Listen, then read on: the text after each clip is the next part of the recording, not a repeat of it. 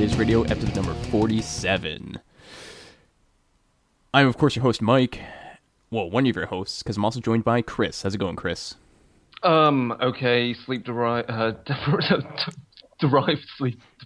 and my brain is exactly like that, like cheese with lots of holes through it after running Cthulhu Deck last night. Yes, you brave, brave man. You ran it, and we all survived. Yes. My character only made 3 insanity checks. Yeah. Yeah, that's up on Google Plus now, so people are hopefully watching that, and we'll provide that in the show notes. It was alright, it was good fun. But yeah. Let's talk about something else.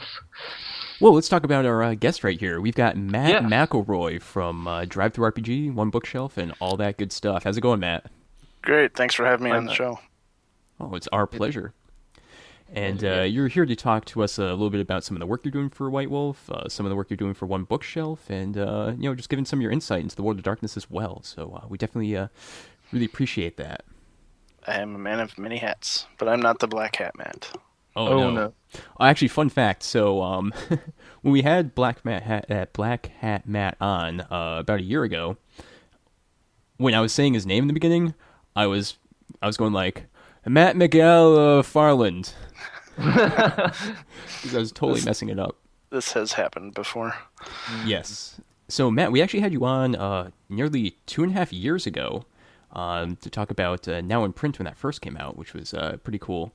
And I seem to remember that you were about to start up a Chicago Chronicle for Vampire the Masquerade. Did that get off the ground? Yeah, I'm trying to remember how long the game ran, but they went up against the Brood and carved out a little piece of domain for themselves, and yeah, it was an awesome game. Cool, and I think with that, let's just move on over to White Wolf News.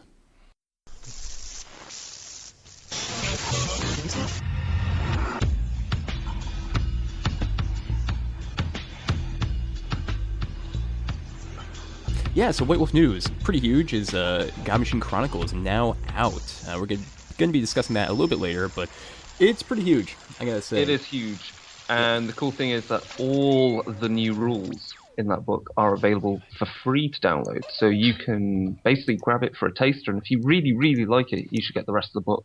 So that's wicked. Yeah, it totally is. And it's not too expensive either. $30 for a core book, 250 pages or so. Definitely a good deal if you want to get it in print. Mm-hmm. Yep, PDF's only 18, so... I am in the process of writing my review for it, so that will be going up on DriveThruRPG, the review for that, and I'll be posting up here, but of course later in the show I will be talking about it, so yeah, that's wicked. Absolutely. I definitely recommend people check out the fiction anthology that goes with it. Oh yes, because there's a few, I noticed in the book, there's a few nodbacks to some of the fiction anthology stories there, so that's really cool to see that, and again, it's just more plot hooks, which is great. Absolutely. And something else that's been going on is the W20 book has gone through some proofing, and it's back to the printer, so hopefully we'll be getting that soon. Same thing with Mummy the Curse. Yes, Mummy the Curse is, I think we had a preview of what its final cover and some of the interior artwork will look like. Yeah, it's almost nicely. Yes, finally. And... the other thing that's going on is Exalted Third. So, Chris, you're probably paying a bit more attention to this than I am, but I did notice that it was successfully funded in 18 minutes. Yes, it currently stands at almost $320,000. So that's like over 5 times the initial goal. And something which I read is apparently is now the 4th highest backed tabletop RPG Kickstarter, so that's very impressive. I mean, it's obviously it's more than just like it's even a bigger product than like Mummy the Curse, so it's more in line with say Werewolf 20 and Vampire 20. So this is a deluxe copy. So the reason why the pledging, the pledge amount to get the hard copy is so high is because this is a super duper edition hard copy and has a awesome cover and other stuff to go with it. like most of the books, there'll definitely be a PDF and POD versions on DriveThru, but this is for the deluxe limited edition. Yeah. Again, it Plus- reinforces the whole point that the nice thing is that the Onyx Path Kickstarters are not necessarily it's not necessarily meant to be a pre-order. It's a way of getting for fans to get an item which is just insane. Yeah, it's harkens back to the old limited edition copies that they did for Vampire and Mage and whatnot. And it's not something Onyx Path is in a position to just do a print run of and stick in a warehouse and hope they sell. So a Kickstarter allows them to see how many fans want this and explore. Like some of the bonus stretch goal stuff is definitely things that weren't going to be on the schedule on their own, but fans get to give feedback and make something cool happen. Like the cloth map is not something that Onyx Path was set up to do without this kind of pre-funding and excitement and pledges where people are really want this item. Yeah, and the cool things with Exalted 3rd Edition, because I've run both previous editions. I really, of course, love the setting, and my players have enjoyed it. But obviously, 2nd edition in my mind was mired with some clunky mechanics with combat, and so there's some interesting talk here and there on, like, say, on the White Wolf forums and on RPG Net with regard to little inklings about how the rules for combat are being changed to be more representative of these cinematic combats, rather than just rolling for every damned attack, because Exalted really isn't really needed for that kind of fine graduations of combat. So that's really cool. And of course the setting is getting such a nice overhaul in some respects. Like the creation now is going to be something like 3 times bigger, and so it means the geography of the world is opened up. It's less monotonous when you get to the polar regions. When I say poles, I mean there are 5 directional poles. So there's like an inland sea that they've added in, and it's just bigger and more room for your own kingdoms and adventuring. So I'm really looking forward to it, because I mean Exalted's up there as one of my favourite fantasy settings, next to currently Iron Kingdoms. So yeah, expect a Darker Days Darkmoon on it when it gets released. All right, sounds good to me. And let's move over to some Darker Days news. First off, Chris, we had a contest, didn't we? Oh yes, we are privileged enough to have excellent listeners who use our affiliate code with DriveThruRPG to buy stuff, and that means we get a bit of credit to spend on things, and we just spend it on prizes. So we're giving away a PDF copy of Mummy the Curse, and the question we asked was, in the new World of Darkness, which group of vampires claims its origin with the cult of Set? And we had a good 20 or so entries, did we, Mike? Somewhere near that. So that was actually pretty good, I think, for us. And the actual answer I was initially looking for, and it was maybe a bit of an oversight on my part, is, of course, Clan Meket. Though some more informed or listeners thinking a little bit deeper, of course, gave the bloodline of the Meket known as the Kaibit. So we're accepting that answer as well. So that's what I would have picked. Yeah, so I wasn't thinking that far. I went Clan Meket, because the amount of Cult of Setites answers that we got. Anyway, so Mike, you have a way of randomizing out of our actual correct entries, who the winner is. Yes, I have a sweet virtual adept script, which I'm going to run right now to see who the winner is. Oh my god, I got an error. No, I got it. Will Pell is the winner. Cool. So there we go. He will get an email with a link to that PDF, as we will forward that to him via the DriveThruRPG website. So, yay!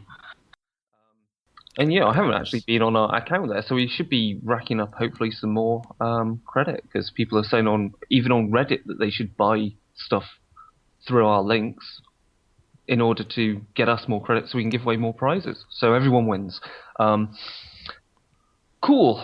What else we got, Mike? We have some rumors. Yeah, we do. So rumor has it that there's going to be a Darker Days sister show in the works. We're kind of discussing that with the two individuals that are interested, and should be really cool. It's going to be classic World of Darkness focused, so we'll have more on that as it develops. Mm-hmm. And then, of course, recently we have had the CCP Fan Fest, where they revealed some more information, what little information they have on World of Darkness Online, the World of Darkness MMO. And there's some really cool stuff in there. I mean, to help them develop the worlds quicker. I think the most interesting thing to me has been their procedural programming to allow them to quickly render buildings and quickly build them, so they don't have to worry about all the little glitches and bugs and having to build each building themselves. They just kind of make a shape, and then it fills and it does what it needs to. And that's looking really cool. But of course, before FanFest, we were on the wadnews.net. Do we say it's not really a podcast? It's more like a video blog. Yeah. Vlog is good. Yeah. Which is Radio Midnight. And so I was on, and of course you were, Mike, and we were joined by a few people from wadnews.net. And I think, what were we talking about? Talked about a bit of everything. Yeah. Well, how we think they might potentially implement mechanics, particularly with regard to disciplines and blood bonds, that kind of thing. And we're also discussing your ideas for social currency, basically. Yeah, social currency, because obviously you get these things like Clout and Empire Avenue and Cred and all these other ways of like gauging social networks and basically creating a kind of a stock market of your social value, your social worth. And of course that kind of makes sense when you think about World of Darkness and vampires in particular, because of course many of the disciplines in Vampire the Masquerade, due to their social nature, are just not going to translate into an online gameplay. So maybe there's something where you have all these resources linked to who you're linked to and who you're talking to, where these powers kind of massage those numbers and make them do what you want. So, and I don't know, I'm getting the feeling that it could be exactly leading to that direction, because there's talk about how you can play the MMO while not actually playing the MMO. So it's like how you can link to it via, mobile technology. So that's kind of cool. Yep, should be pretty exciting. And one other thing, another bit of news is we're going to have some more contests coming up. Graciously, Yes. Matt has agreed to provide us with perhaps some copies of Haunted, Flames Rising, Horror Anthology, and maybe some gift certificates. Yep, definitely. Haunted, if you're not aware of it, features stories by several White Wolf contributors: Rich Dansky, Chuck Wendig, Jess Hartley, just to name a few. If you've liked Orpheus and Wraith and Hunter, there's stuff in there for everybody. Mm-hmm. Excellent. Yeah, it's a good read. I mean, I'll be honest, I've not finished reading them all, but I mean, it's a short story. It's got loads of short stories booked, so I'll mostly be dipping back into it as I start developing my ideas for my Geist Chronicle. Sweet. So, I think that brings us to the end of Darker Days news. It does. So let's move on over to a quick Q&A with Matt McElroy. Topics of highbrow storytelling. All right, Matt. Before we get started with discussing like DriveThruCards and DriveThruRPG, you were on the show previously, but we didn't really talk about your geek cred. So how'd you get started with RPGs? I think my first... I mean, I played D&D a little bit here and there off and on, but I didn't really get into it until the Marvel role-playing game from TSR came out. A couple of neighbors were looking for players, and I was like, sure, I'll try that. And pretty much ever since. I've been buying games, trying out games, and this year is going to be my 22nd Gen Con in a row. Wow. All right. That's a lot. Yeah. Yeah, I've been RPGing for pretty much as long as I can remember in one form or another. Right on, cool. And how'd you start with One Bookshelf? Flames Rising originally started as a site for my vampire LARP, which eventually, about a year or so before Gehenna came out, was starting to wrap up, but we didn't want to shut the site down, so we started posting some articles about LARPing in the World of Darkness and reviewing some of the books that had come out at that time. And several of us that were contributors to the site, we were into other games and comics and fiction, so we started expanding the focus of the site quite a bit to include horror as an entire genre, still with lots of World of Darkness content, naturally, but over the years I'd interviewed lots of creators and we'd reviewed lots of books, so I knew a lot of people in the industry, and I met people at White Wolf and people at One Bookshelf, and 8 years ago or so now, Diamond, the comic distributor, changed how they order books from publishers. So a lot of small press publishers were kind of cut out of the traditional distribution. So I called Steve Wick, who's the CEO of One Bookshelf, and said, you should probably take this opportunity with DriveThru Comics and jump on this and reach out to these publishers that need to get their books out in front of fans. So he's like, well, let's see what you can do about it. And I'm like, okay, cool. Right on. Yeah, it was sort of wasn't planned, but it worked out pretty well. And then I stayed with the company and moved into the RPG side of things, and now I do most of the marketing for the company. Excellent. All right, Matt. So let's talk a little bit about DriveThruCards. It's one of the it is the newest feature for One Bookshelf, and I'm really excited about it because I've looked at a lot of these old like collectible card games, and I see like a huge opportunity to revive some of the old good ones that came out in that glut. But there's also definitely a huge option for new companies to bring out their own card games, not through maybe like traditional publishers and that sort of thing. So what made you guys get excited to do DriveThruCards, and who are some of the current partners and that kind of stuff? Well, cards has always been something we've carried in digital on DriveThru, print and play type of things, plus support products like rule books and strategy guides and things like that. So even White Wolf obviously has made a number of different card games over the years. So several of our publisher partners, AEG, they've all been in the card game business at one point or another. So we were looking at some of the opportunities to deliver digital editions as their own platform, and then just like book print on demand, the ability to print cards in small batches has evolved dramatically over the last few years. So we partnered with a company called ODT to produce print on demand cards the same way Lightning Source is our book print on demand partner. But if you drop by DriveThruCards.com, you can see a number of companies that have already uploaded either digital, print, or combination packs of cards. And the independent publishing aspect of DriveThruCards is the part I'm most excited about, because one of the challenges of producing a card game is the sheer upfront cost. So this really gives small press and independent creators a chance to create a game, upload it, and get it out to the world without having to, mortgage their house. So, and it gives fans everywhere a chance to check out something that they might not ever see, because there's a lot of people that don't get to go to Gen Con and whatnot. So this gives them an opportunity to check out really cool games that don't have a huge marketing budget and give them a try. Absolutely. But One Bookshelf is also putting their money where their mouth is, because they're trying to bring back Vampire: The Eternal Struggle in conjunction with Wizard of the Coast and CCP. So I'm definitely very excited about that as a VTES player, but it's also going to have quite a few challenges with, all the licensing and that kind of stuff. Do you foresee a lot of these a lot more old card games being brought back? We're definitely talking to at least a dozen different companies.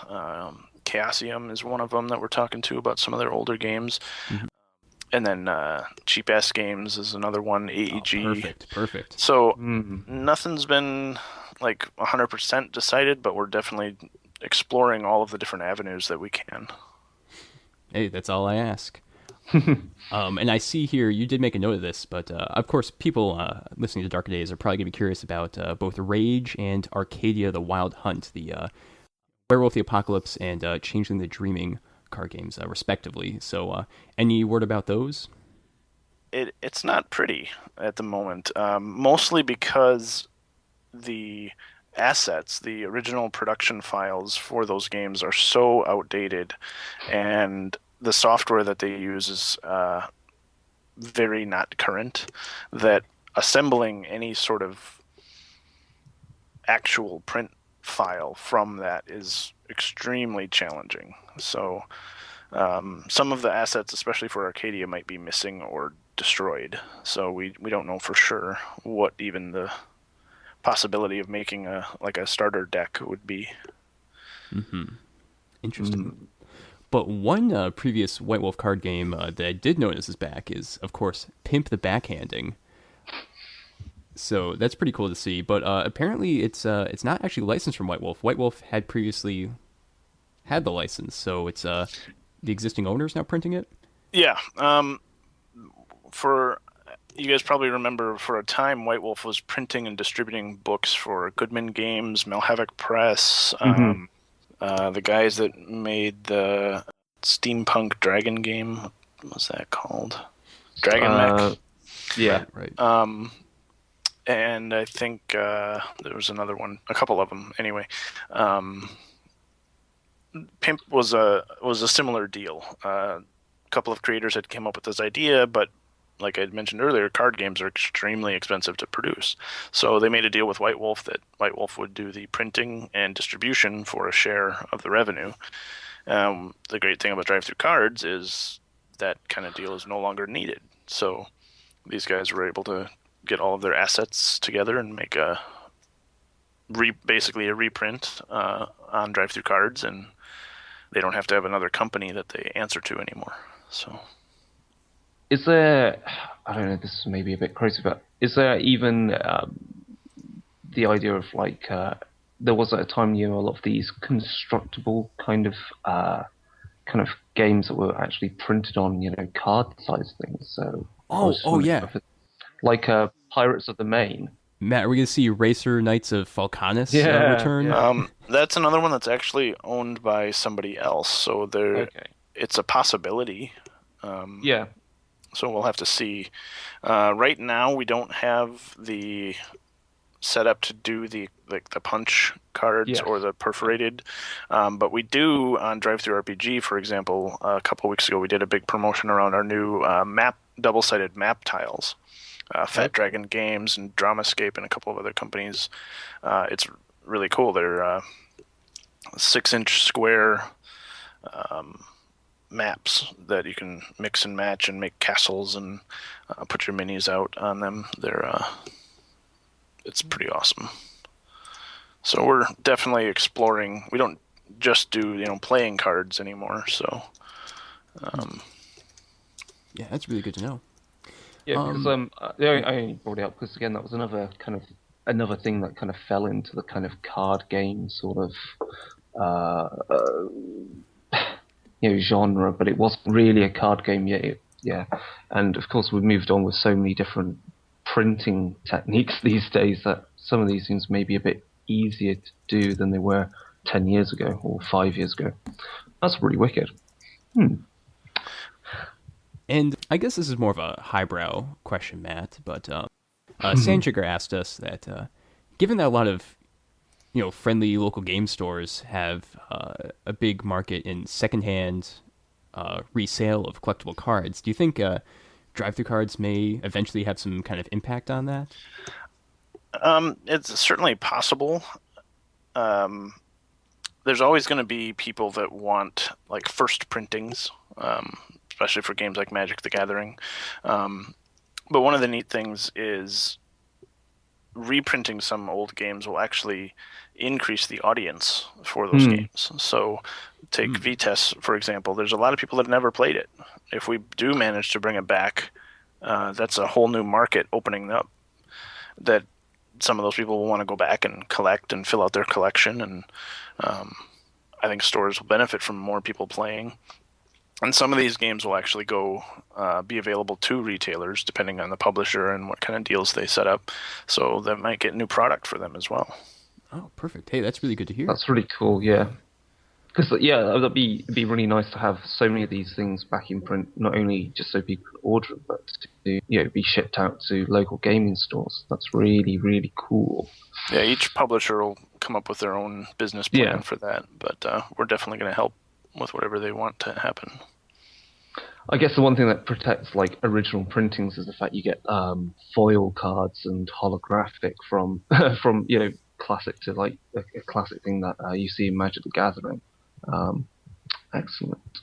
Also, I think the kind of nice thing to know about the idea of printing of card games, it kind of goes hand in hand with how certain card games are also being developed into kind of an online medium. So it kind of makes card games are becoming more accessible by printing on demand and also playing on things like tablets and on computers. Yeah, Cryptozoic has a Kickstarter for a new game that's both a card game and an MMO. It's a really neat blend of the two technologies, and I've looked at the page once, and I'm trying not to get sucked in. So I don't know if I'll be successful. I'm sure I'll be a backer before too long. Yeah, indeed. All right, I think that's just about it regarding DriveThruCards. So let's talk about DriveThruRPG and now in print just a little bit. So Matt, you were on the show, as I mentioned, 2.5 years ago, kind of telling us about your print-on-demand service just as it was coming out. So how has your relationship with Lightning Source, your printer, grown? And we certainly have more books going through them every day. So that's... But the biggest recent addition was the standard color printing option, which rolled out to a lot of different products. It's a way of producing color books at slightly less cost than the premium editions. So far, it's been a real success. I don't know if you guys have seen any of the standard color books as of yet. I don't think I've gotten any. No, I haven't got any yet. I have a copy of the V20 Companion, but I believe that came out before the standard. That was premium, yep. Yeah. I did post a couple of links showing some examples, so you can actually view the two side by side. So we're actually doing. It's up to each publisher, but for example, with White Wolf Onyx Path, a lot of the books are going to get both options available. So for God Machine, there's a PDF, there's a standard color and a premium color, so people can choose which one is right for them. Right. Okay. And using the standard color, that's how we can get the Changeling the Lost core book that's actually green instead of black and white. Yeah, I've got a couple copies here. They just look awesome. So standard color allows that, yeah, because one core book that's missing out of my collection is Hunter the Vigil, so yeah, nice, cool. Yeah, it's a great way of keeping that two-tone color without, for some, the premium color version is outside their price range, so this gives them options. What do you guys at One Bookshelf see yourselves doing next, beyond like books and cards? We're definitely exploring a lot. The map tiles was a new experiment that seemed to go over really well. So we want to look into other formats for cards, other products that one of our two print partners can offer.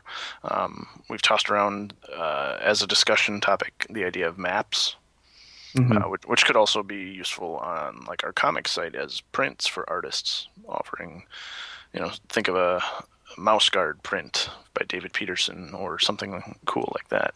Or speaking of Werewolf, people have requested some of the character splats. If we could get that technology working right, that would be kind of neat. Yeah, definitely. It's a big if right now, so nobody take that as fact. It's just something we're looking into. Good clarification. All right, now stepping away from one bookshelf for a bit, Matt, you've also been doing a little bit of freelancing. So you've of course been working on the V20 Red List. Is that done yet, or? No. When I first pitched the book, it was during the Kickstarter for Children of Revolution. And then I had Gen Con and PAX and a dozen conventions. Plus, we rolled out our D&D Classics and DriveThruCards sites. So I happened to pitch a new book in the middle of probably my busiest season of the year. And Justin was also extremely busy working on Hunter's Hunted 2 and Anarchs Unbound. So I didn't actually get developer notes from him for a couple of months.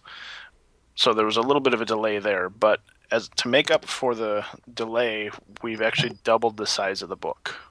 Oh, nice. So from its original concept to what it's going to be. It's in second draft phase at the moment. I've brought on Monica Valentinelli to write some of the sections, so it's going to be a pretty sweet book, I think. Outstanding. So is it just sticking with the Kindred Most Wanted, like updating them, or? That's the core of the book, is updating the Red List and what's happened with the Camarilla since the Kindred Most Wanted came out. If you read like Knights of Prophecy and Children of the Night, a few of those characters were killed or captured. And the concept behind the Red List is that the Justicars do change it. They update it when names get dropped off, new names get added. And the Camarilla has obviously been extremely busy with the whole war against the Sabbat on the East Coast. So there's a number of candidates ripe for that list. So everyone's getting an updated background. Everyone that's still on the list from the original is getting an update, kind of a polish, because Kindred Most Wanted came out some time ago, so none of them have been idle in that time. And then some new characters are being added to the list to fill in the empty spots. And then the rest of the book is about using the anathema in your game, challenges and advice for storytellers on how to, without making them just a video game boss bad guy, how to make them interesting antagonists. And then we're also doing a chapter on running a chronicle as an Alaster. Those are the characters that hunt the Red List. So they're kind of a specialized Archon. Okay. So we're going to have an entire chapter on running your game as an Alaster Chronicle. Good. That's pretty cool. Yeah, it's definitely exciting to see it become more of a full source book than yeah, so it'll have elements of Kindred Most Wanted, elements of the Archons and Templars, focused specifically on the Alasters, which are the hunters. Think of them as the Camarillas, U.S. Marshals. Okay, yeah. So, and then we'll have some story hooks and teasers, and if you want to expand your Chronicles Red List past 13, like, we'll have ideas on how to do that and how to make it. Because, like in the United States, the FBI has the 10 most wanted, but they obviously have a large list of criminals that they're investigating and seeking that goes past those 10. So if you wanted to expand your list as a Camarilla, being more aggressive and saying, here's the 50 of our most hated enemies, we discuss a little bit about how that could work. Okay. And Matt, you're also working on a Hunter the Vigil book. Could you give us some details about that? Yeah, that's scheduled for later this year. Hunter the Vigil had some fantastic source books like Witchfinders and Night Stalkers, which explored some of the other World of Darkness games through the lens of Hunter. Well, a number of them did not get that treatment, so I pitched an idea that takes that and runs with it. Hunter did also not get a Night Horrors book, so I've taken two concepts and kind of merged them together into a new book. Okay. And this is actually the first time I've ever publicly said what the book is about. So you guys kind of got an exclusive there. Oh, excellent. Sweet. Yes, Yeah, this is going to be cool. So yeah, go for it. So, yeah, Hunter is definitely one of my favorite games, and a lot of people over the years have asked what kind of reaction hunters would have to the lost or to the created, and that hasn't been explored in the game much. So here's a chance for us to really dive into those, how the different hunter groups interact with these other supernaturals and how the supernaturals fit into the hunter concept. For example, do hunters consider mummies to be monsters or allies or somewhere in the middle? It probably depends on the individual hunter. So, and we may be also exploring some of the God Machine rules and how they affect hunter. Perfect. Yeah, I can imagine it'll be the changeling bit will be interesting to see the hunter's point of view on the relationship between a changeling and its fetch, because of course the question for them is which is the real thing, and then there's that's very cool, and also I guess a hunter's perspective on how a Promethean following its milestones to become human. And whether once they become human, whether they're still fair game or not, that'll be really interesting. Yep, those are definitely some of the questions we're going to explore in this new book. Cool. That's really cool. Wow. Yeah, I can't wait to see that one then. Yeah, definitely. So I'm currently in the outlining stage and contacting some of the freelancers that I'd like to work on individual sections of the book. Perfect. Nice. All right, Matt, since you may be bowing out of the episode a little bit early, we're going to skip down to the bottom and ask some of your standard questions. So, whenever someone's on the show for the first time, we always ask them a question. Everyone except for Matt McElroy, because I forgot to ask it when you were on the show 2.5 years ago. So, we got to make up for that right now. Matt, if you could be a household appliance, which would you be and why? Coffee maker, because of the caffeine. Is a good one. But as a coffee maker, you don't really get to drink the caffeine, just kind of Well, you're kind of soaked in it, you know? So you can sort of like absorb through osmosis. Perfect. And my coffee machine on occasion just spits out coffee for no reason. So, yeah. Is there a particular type of coffee machine you would prefer to be? Because obviously there's such a range of them. You got these damn Nespresso, Tassimo things. Would it be I haven't bought one of those yet, but I'm tempted. Proper espresso machine? Yeah, I've got one of those Keurig single cup brewers. Okay, yeah. I pretty much like that, but I make lots of trips over there. So. And Matt, so if you were a porn star, what would your porn star name be? Let's see if anyone gets this. I'm going to go with Maxwell Carpenter. Maxwell Carpenter. It's a World of Darkness Easter egg for you. Carpenter. Okay, well, Carpenter is a is his first name Maxwell? That is the Risen from Hunter. Yes, he was also in the Year the Scarab trilogy and the Shadow Player's Guide for Wraith. Okay, so you'd be a dead guy? I'll let people read into that what they want. Because he wasn't always a dead guy. That's true. Huh. Okay. And his favorite tool is the hammer. Oh, okay. Right on. So, Matt, could you talk a little bit about Flames Rising, your website? Certainly. Yeah, it's been a while since I was on the show, so I don't know if everybody remembers what we talked about before. Flames Rising is a webzine that covers horror as a genre, so we cover games, books, movies, comics, fiction. We post reviews of products, we interview creators, sometimes we do previews and exclusive material. Several years ago for White Wolf, we did a free World of Darkness SAS that you can still get on the site. It was for Devil's Night, so you can check that out as a free one scene on the site. And then we, of course, promote cool products that we think our fans will like. And then a couple of years ago, we started publishing as well. We do a little fiction and a little RPG material each year. Haunted, the book that we're going to give away, is our most popular product, but we've got some new stuff in the works. Several of them by White Wolf freelancers, so there'll be some nice crossover there. Excellent. Very good. Cool. Well, I think that's it for the Q&A thus far. So with that, I think we should move on over to the secret frequency.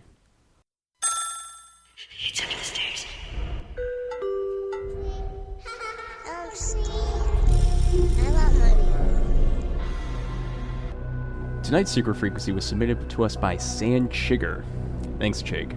It's something I've been tangentially aware of, but didn't have an idea of how deep the roots reached until he actually pointed it out to me.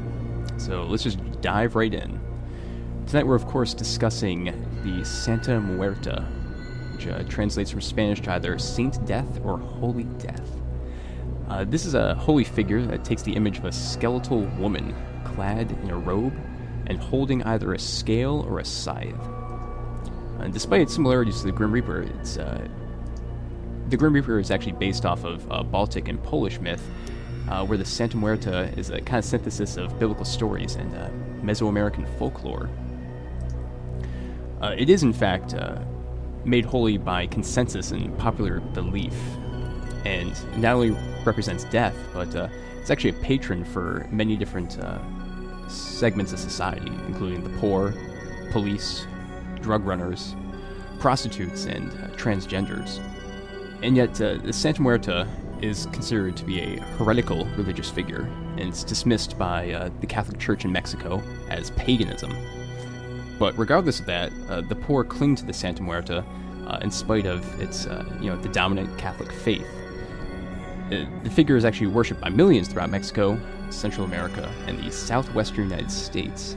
It's actually kind of growing. In fact, you can find in New York City and in Chicago, there are some small little shrines to it found in poorer parts of the city.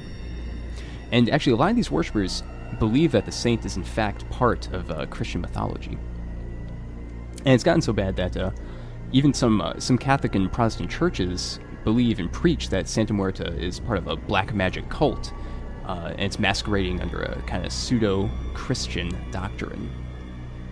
So how can we take this figure, this iconography, and use it in the World of Darkness? Well, let's look at the most recent World of Darkness game, which is Mummy the Curse, for the new World of Darkness. In Mummy the Curse, you could just say that it's one of the Deathless, it's one of the mummies, and he has a cult around him, but that's a little bit dull. So let's make it more interesting. Perhaps the player characters, who are themselves the Deathless, are awakened with a task to destroy the Santa Muerte cult locally. As they investigate, they find out that, in fact, one of the Lifeless, one of the sort of false mummies, has created this cult around him, and that's who they eventually destroy. But their task isn't over yet. As they find out, there's many of these Lifeless, all maintaining these small cults, this network of cults, and all of them are posing as Santa Muerte. Another idea is in Vampire the Requiem. When you look at the concept of the Santa Muerte, you can see these different groups, like, for example, the poor and the police are, in some ways, in many cases, are diametrically opposed or don't perhaps get along, and yet they both use the same figure as their patron saint. So maybe you could use this as inspiration in Vampire the Requiem to look at perhaps the Circle of the Crone and the Lancea Sanctum. Maybe both of them are preaching very different concepts regarding maybe the Virgin Mary from Christianity, and what kind of debates or violence could grow out of that. In Wraith, perhaps Santa Muerte actually does exist. It's a real being. Maybe it's an enigmatic female ferryman who reaps newly created wraiths who come out of poor and disenfranchised neighborhoods, and then whisks them off to safety.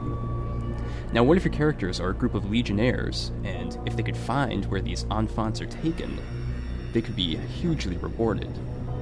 So guys, what do you think? What kind of ideas do you have regarding Santa Muerte? Definitely some cult potential here. Either a religion or a cult group that actually protects people. So you could have a group of hunters that use her as their patron and help each other out and help out taxi drivers and working class type people. Or there could be a cult that uses this icon or a creature that actually identifies itself as the Lady of the Night, building a cult of worshippers to cover up activities and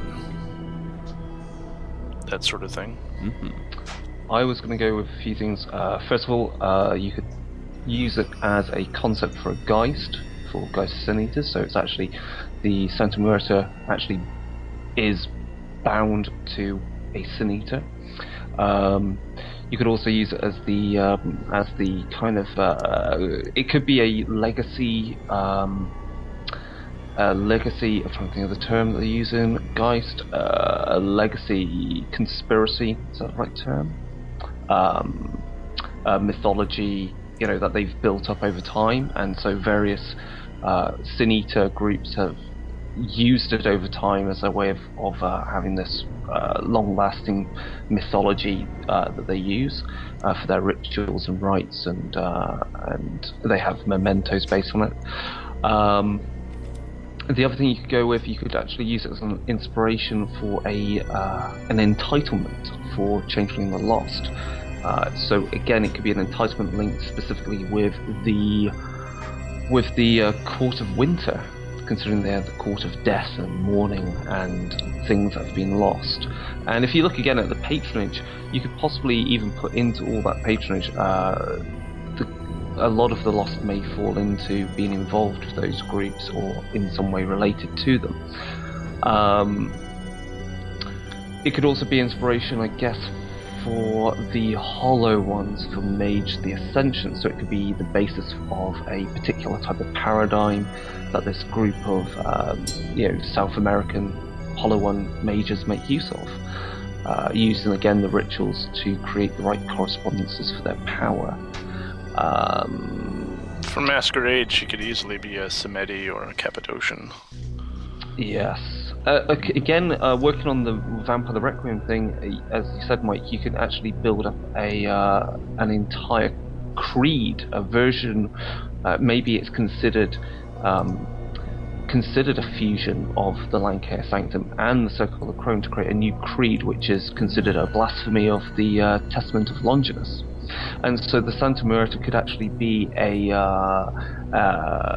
symbolic effigy of Longinus's mother, Lillian. Is it Lillian? Livian. Sorry. So it ties in with the Livian heresy, and of course then you can backfold that back in, and you can make use of stuff from Vampire the Masquerade, Vampire the Dark Ages. Which one am I thinking? Ashen Cults. You could possibly link it to a Gnostic. You're getting some inspiration of where a Gnostic cult may have sailed over the Atlantic and then found the South American beliefs and merged with them and exist to the modern day and are hidden within possibly the Sabbat, forming a sect within a sect. One thing we've not thought about is Werewolf, maybe. Possibly it's related to a particular group of werewolves. I'm thinking Werewolf the Forsaken. Is it I'm trying to think of the ones that are more likely to work with ghosts. But again, you could think of maybe a lodge that actually Santa Muerte is a spirit. Possibly even a city spirit that's related to Mexico City. And that then brings us back to making use of the Mexico by Night, Shadows over Mexico, sorry, or Mexico by Night, either I think that's a book as well. I can't Yeah, remember. Mexico City by Yeah, Night. that's okay. Have we forgotten anything else in our list of World of Darkness games? Yes, you did. So I mentioned in my little spiel here that, of course, Santa Muerte is made wholly by consensus. So, Age of the Ascension, how is the Technocracy going to be feeling about this? And what sort of, perhaps, powers or extraordinary abilities may be granted by worship of Santa Muerte? And what tradition mages are going to be trying to defend it? Yes. You could even imagine there might even be a few Technocracy, maybe NWO or various agents that still pay it lip service. That'd be really cool.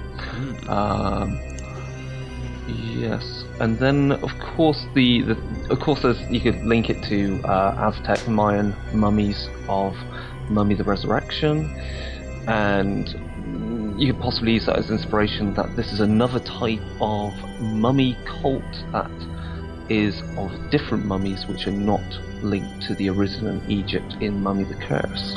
So an entire basis. And in fact, you could link it to something I wrote in our fanzine, which is the road to Xibalba, which is the Mayan underworld. So maybe this is linked to the gods of Xibalba, as I say, this underworld.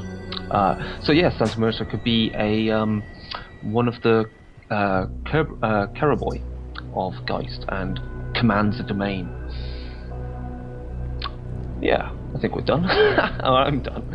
Yeah, I think so. I'm a bit spent. One thing you could do, which is I always kind of like doing this, is you have that sort of mystery linking, for example, like how is the Grim Reaper, this skeletal figure in a robe with a scythe, appear in Poland, but then you also have Santa Muerte appearing in Mexico, when there's not too much link between them.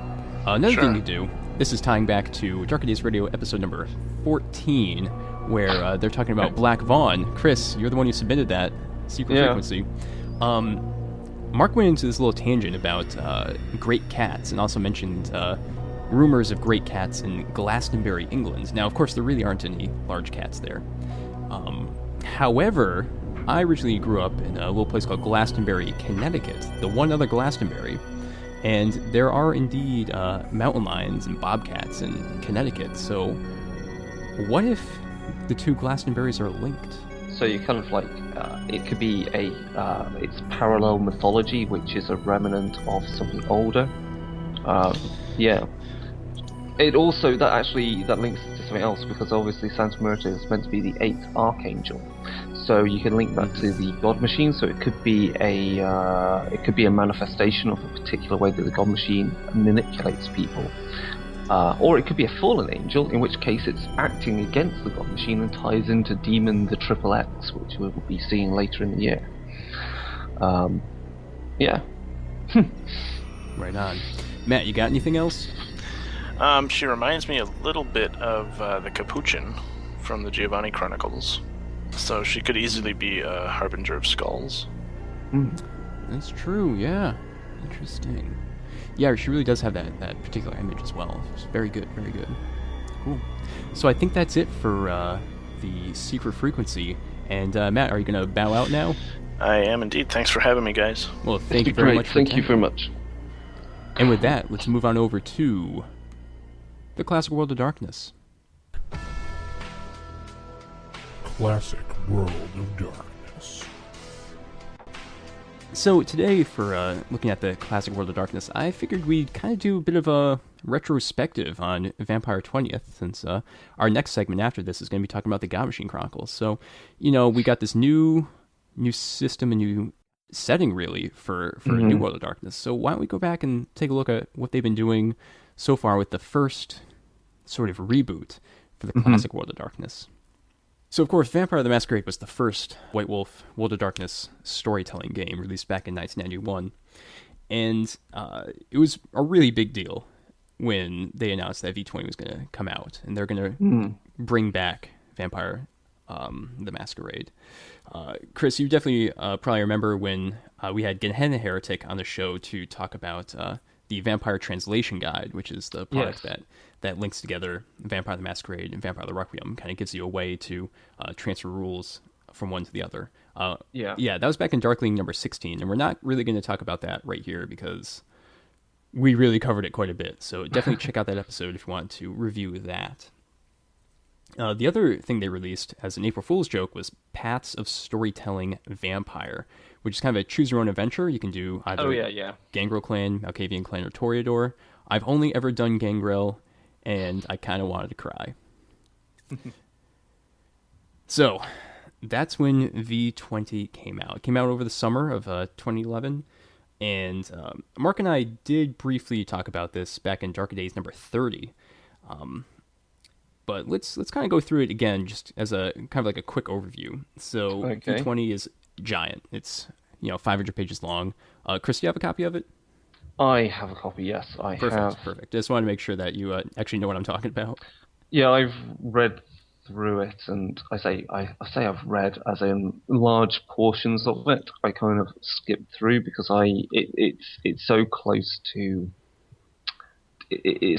It's an iteration, really, in some respects, on Vampire the Masquerade Revised, and that's where I got started. And that's precisely what I was going to talk about. It's a big resource that kind of compiles all this previous information. So you've got, basically, they took the core rulebook, the Vampire Revised core rulebook, and they put in some information from Guide to the Sabbat, Guide to the Camarilla, Guide to the Anarchs, and then all these different bloodlines as well.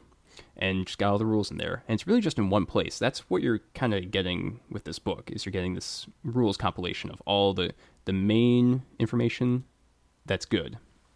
Yeah, it's pretty much everything you would ever need to run Vampire the Masquerade, because I happily ran Vampire the Masquerade with just the core book and Guide to the Sabbat and Guide to the Camarilla. So, yeah, it's kind of the same thing. Now, I think one of the rules-wise, really nothing. Their aim was never to change the rules. It was trying to deliver exactly the same experience that Revised was, but they did tweak one or two things. Yeah, precisely. They did change a couple of things, and it was mostly because the rule was stupid or it just didn't matter, like a flaw that wasn't really a flaw. Or dodge. Oh, they also changed dodge because that was just kind of a point sink anyway. But they'd actually made that ruling in Orpheus before. Exactly. Yeah. So it was like, okay, this worked. We should just probably put it in. So I mean, they changed like the Tremere flaw. They changed how initiative works. So that was pretty simple. And they also fixed up some of the sillier bloodline powers as well. So nothing that's going to really break your game. Oh, they changed celerity as well, and a lot of people complained about that. Or whatever. Again, not really anything that's going to break your game, but really just kind of... Obviously, this was not optimal when it first came out, so like clearly we should just fix it up a little bit. But yeah, it's still really the same core experience, and it's the same system that they've basically been using since 1991. And much like how the releases for Mage the Ascension are going, V20 and all the releases after that have essentially just assumed that the events of Gehenna never took place, or you can have the events of Gehenna pushed back beyond when they were originally dated to happen within the metaplot. So that means then they've opened up the scope for looking at how the society and vampires of Vampire the Masquerade would change and evolve with the things that have happened since Vampire the Masquerade originally ended. Exactly, and that actually is a pretty important part to one of the books we're going to be talking about in just a minute. But finishing up with V20, I guess the other things just to bring up with it in this kind of broad overview is that, while it has all the clans and bloodlines, it doesn't have anything about the Kindred of the East, which is understandable because they're not actually vampires. They're basically risen from Wraith the Oblivion, actually. Yeah. The core book for Kindred of the East actually says that as well, which is pretty cool. So they straight up said that. Additionally, there's no Liaban legacies. That's the African vampires, and they are kindred basically. They just have some slightly different mechanics. So I was a little curious that they did not include them when they included all the bloodlines as well. I don't know. Maybe we'll see that in the future. It was one of the last few books that they came out with. I think it came out in 2003, right before the end, or temporary end, if you will. So it's definitely not too outdated in respect to Vampire the Masquerade. So the old book is probably okay. One joke we V-Test players make is that more people playing V-Test have used Libon than people actually playing Vampire the Masquerade. Because the book came out so late, and it's kind of an area that a lot of people, I don't think, explore in their World of Darkness games, which is Africa. Yeah. I think that's why that book is interesting for us to look at in the future with relation to what we can learn for Requiem, really. Oh, definitely. Yeah. Okay. So, is that all to say about the main V20 book, or is there anything else that you should highlight about it? Because I'm trying to think off the top of my head, but I'm been buried in God Machine Chronicles and other stuff. So, Yeah, absolutely. I think that basically is it. I mean, Okay. the only thing that they didn't change, which I kind of wish they had changed, was merits and flaws. They're still yeah, obviously yeah. an optional system, but they just copy pasted them from other books, and Sure. Okay. I don't like them as they were. So No. you can definitely just leave those and not use them in your game, and that's perfectly valid. So Okay. whatever. So, after V20, which was the next book they released then? Well, they came out with their giant, like, kind of, I almost want to call it a supersized SAS, which was Dust to Dust. Okay. While it is a one-shot adventure, Matt McFarland wrote it, and he put enough options to really expand it so you could make it into a couple session chronicle if you wanted to, or a couple session story. And what that does is it takes the location of Gary, Indiana, which was in the Vampire First Edition core book, and also the Ashes to Ashes adventure module yeah. from way back in like 1992.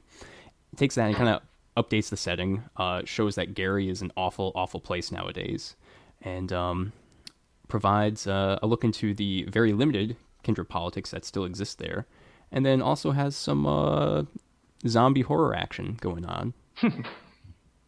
Okay. Yeah, so that's about all I can say regarding that. I mean, obviously it's an adventure, so you have to go and play it. That might be a good one to actually run for a Google Hangout sometime. I'll have to think about Okay. that. But after that, of course, was the V20 Companion. This was, I think, this was the first Kickstarter book ever for Onyx Path. So obviously it was pretty well received, I think. A little short. I know some people were complaining about that, but, whatever. I like to call it V20 Companion either Gilded Cage 2.0 or The Book of Nipples. Gilded Cage was a really, really great book for Vampire the Masquerade, and I referred to it a lot when I was starting out with Vampire the Requiem, just because it's all about elders and how they do stuff, and that's really useful. So how does V20 Companion work then? Like, what's the standout stuff in there? Yeah, there's basically 4 sections. The first one is talking about titles, Okay. like vampire status titles and that sort of thing. Yeah. The next is talking about kind of the games of prestation and Yeah. like the politics they play. And boons and favors and trade and the horse trading. Precisely. And then there's also a little section on kindred and technology. Okay. And then there's some kind of locations that may be of interest in your game. So the title section is kind of cool, but also I feel didn't use its space very well, because it's describing to you things like the prince and an archbishop and the sabbat and that kind of stuff, which are all titles that are described in the V20 core book, and it in fact tells you the page numbers of those so you can check them out for more information. But obviously that's not really stuff you had to review. Didn't really need that explained to me again. But there's also some really cool titles in here, like there's some titles for the Talmahera, who are the kind of weird Gehenna cult sect that live in the Shadowlands. And also 2 titles for the Inkanu, which are the Monitor and the Equite. So that's kind of cool to see them expanding their the purview of Vampire.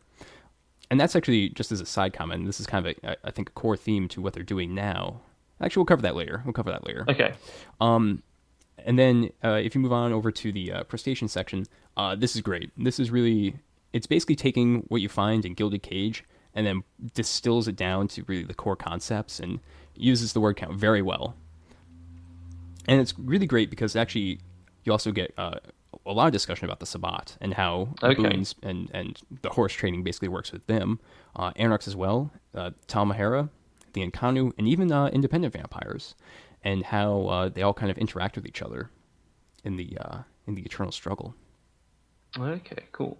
Well, that's good to see that. Like, I think I never really had a sense of how the Sabbat's way of trading favors and prestation would work. So Yeah, it's not in the that's really Guide to the interesting. Sabbat. I mean, there's not too much about their politics there. So that's why it Yeah. was great that this book finally kind of sat down and said, like, hey, wait, how would this actually work? Okay, cool. Yep. Yeah, Kindred and Technology, it's kind of a basic overview. It didn't get too much into the details, I think, because they don't want it to feel outdated in 5 years when we Yeah, have yeah. Google Glass and all that.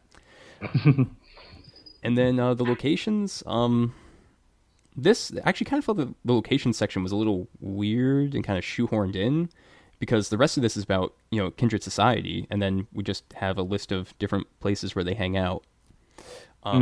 So I mean, they mentioned Paveglia, which is a secret frequency back in the day. I think that was on Darker Days Radio episode number 11 with Malcolm Shepard. Yep, Yeah. that was it. Another cool one is Dr. Netchurch's laboratory in Lowell, Massachusetts, which is a half hour away from me, that city. Okay. I'm not sure why he'd be hanging out in Lowell. That place kind of sucks. Okay. Yep. So yeah, I mean that's basically what the V20 companion is. It's mostly about Kindred Society, except for the locations part. And then next up, there was Children of the Revolution, which I have not read too extensively. I basically just checked out that one Cappadocian character that Steve had been talking about, and I was like, oh yeah, Okay. this is awesome. So what this book does, it's kind of like Kindred Most Wanted, which Matt was just discussing. It's also kind of like Children of the Night and Children of the Inquisition, they're basically just NPC books. They have a lot of information, a lot of background on a couple particular NPCs. I think Children of the Revolution is kind of interesting, though, because it doesn't focus on like these major power players. It just makes up a bunch of awesome vampires that you're like, yeah, I'd kind of like to put that guy in my game. Yeah. Like Okay. a kick-ass Cappadocian, that kind of stuff. So, that's really all I have to say about that. Got any questions on it? Not really. I mean, NPC books are kind of one of these are a resource which I guess you kind of flick through, and it's the same with like in New Order Darkness. Like you get a lot of the city setting books. I don't particularly run any of the pre-written city setting books, but it doesn't mean the NPCs in there are useless. They easily, if there's someone that's interesting, you just dump them into your own chronicle if you can. Yeah, exactly. Right on. And then, of course, coming up real soon, because I think I got the voucher for it, is Hunters Hunted 2.0. Yeah, I think I've complained that's gonna about be this. really interesting. I think I've complained about this book many times. Not really complained about it, but I mean, I wasn't a huge fan of Hunters Hunted 1, so actually I'm going to be excited to see how they improve since that 1992 source book. And yeah, I mean, Mortal Hunters are definitely they're a core feature of Vampire the Masquerade, and they were, when the book first came out in 1991, like the Vampire First Edition, it was obvious that there were options, and definitely Hunters were going to be a huge antagonist. So it's really an important book, but again, it's really just retreading something they've already done before. And I think that's a really important thing to think about with this retrospective is like, we see Justin Achille developing a couple books, and Eddie Webb as well. And we kind of have to wonder, like, are you guys, breaking new ground with this, or are you kind of going over things we've already seen before? Because as it stands, with the V20 Companion and with Hunters Hunted 2.0, they're covering Mortals, they're covering Kindred Politics. Really things we've seen before, but they do luckily add in some new, more modern spins to them and provide us with books which are, I'd say, probably better thought out than the books from previous editions. Another great thing I've noticed with the last couple books is they're really bringing in more options for sects in play. Okay. So I'm saying that in Revised, you basically played the Camarilla or you played the Sabbat. Yeah. There was that one book for the Anarchs, but it didn't really make them all that interesting. And didn't provide you with too many options to make them different from the cam. Yeah. So what they've brought in now is they've brought in a lot of new fresh ideas for the Anarchs. They're describing the Talmahera quite a bit, which is interesting because in the vampire canon, they've actually been blown up. They were spirit nuked in the Shadowlands. Yeah. And we've also got just a couple little inklings about the Incarnu, which makes them maybe not playable, but gives you a lot more ideas for how they can be used in your game, all the mysteries surrounding them. It feels like it. I mean, it looks like by having this kind of like reboot of a sort, and removing Gehenna and the fact they've had all these other games, the New Order Darkness, kind of churning along and kind of keeping things alive in some respects for the company. They've got this new freedom to really explore things that in the past they wouldn't do because of how the meta plot may have channeled them down to this end game that they had to eventually, lay out the cards for. And it feels like with these sets, it's getting some of the things that were interesting about the Dark Ages setting, where you had like the Prometheans, and you had the various different churches and cults and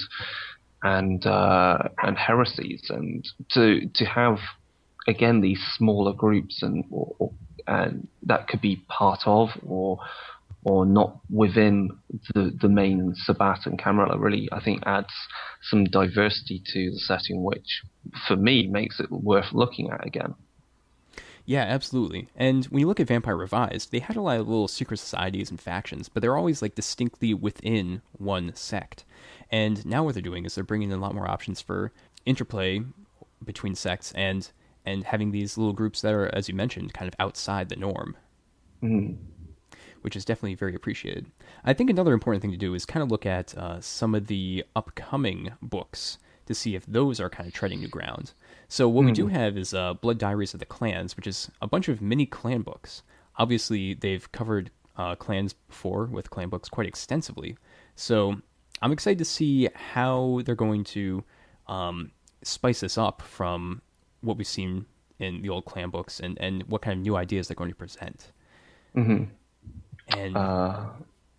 what else have we got? So there's Rites of Blood, which is slated for November.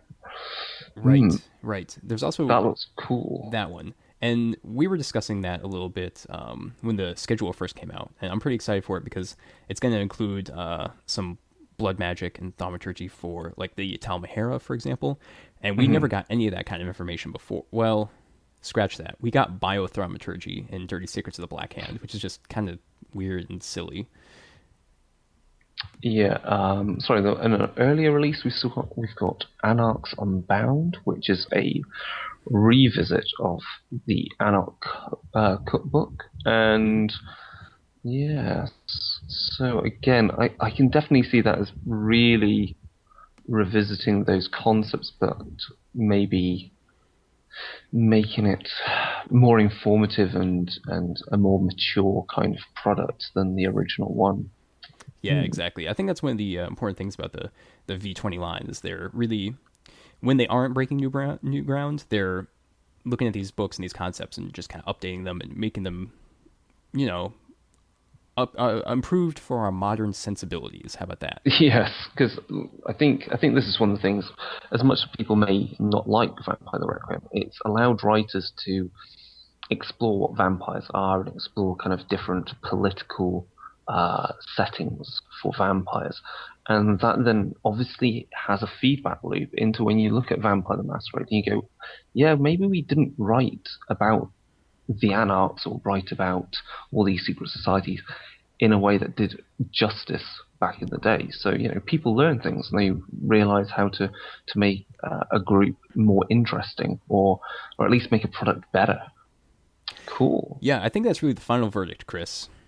When I look at these V20 books as they come out, I get them and I'm not too excited about the concept, but then I open them up and I'm always pleasantly surprised. Okay. Yeah. So there we go. I think that's all I got to say regarding V20. And with that, let's go over to the New World Darkness and talk about the God Machine Chronicle.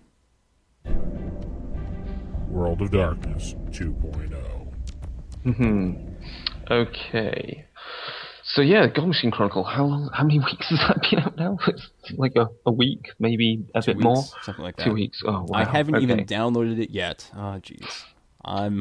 So Chris, you gotta lead the way with this. Okay, hold on. So I've been trying to write my review for it. So obviously, it's been 9 years since White Wolf did the big reboot, the really big reboot, and they brought out 2 particular books, and one of them was a blue book, and one of them was a red book, and the blue book was quite significant because it represented quite a departure.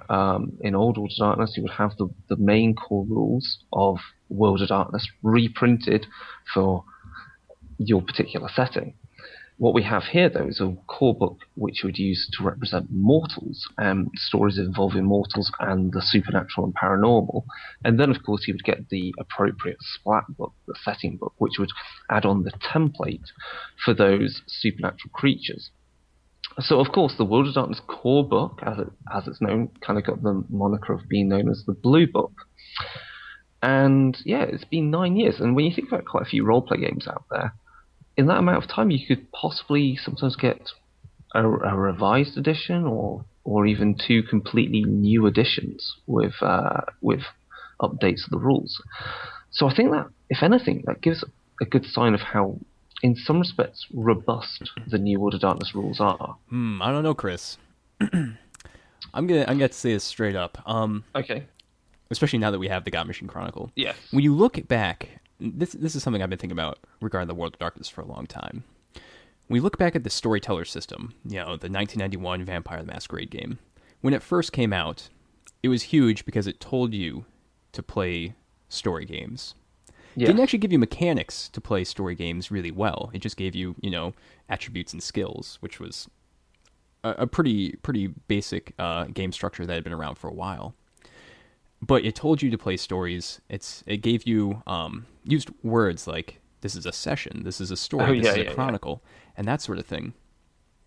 And when the New World of Darkness came out, they fixed up that system mechanically with like the dice rolling, but they did not really advance further to make the World of Darkness framework be made for story games.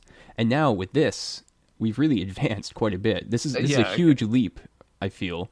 Well, when I say robust, I meant really more in the sense of how the system accommodated all the different splats they've brought out, and how you could basically bring in something new, and the basis of the rules worked well for generally everything that there was, because you had the Mortal game gave you a base system to work from, which was common to all of them, so you could get the right kind of balance and flow of the game, because you had everything derived from the same thing, because everything has the same rules for spirits and the same rules for ghosts and the same rules for demons. And so that's where I talk about robustness, is that if you introduce a new splat thing, it doesn't really, you could do the crossovers and it didn't really break too much. Oh, well, in that case, I agree 100%.